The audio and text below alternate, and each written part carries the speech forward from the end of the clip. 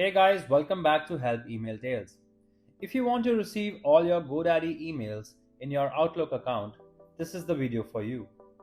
Adding your GoDaddy email to Outlook is really helpful because it allows you to manage all your emails in one place and saves your valuable time.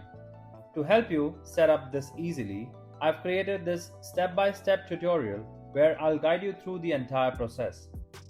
The very first thing you need to do is log into your GoDaddy email account. After that, you need to click on the profile name and choose the My Product option. In the Open page, scroll down a bit and click on the Email and Office options. Check on the Manage All option next to it. Now, leave the Open page and go to Outlook.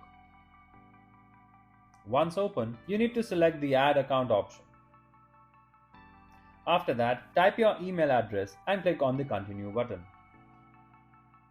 On the next page, type your email password and select Continue. When you see the sync confirmation screen, choose the Continue option once again. Finally, the success notification will show up on the screen and the GoDaddy email will be added to your Outlook.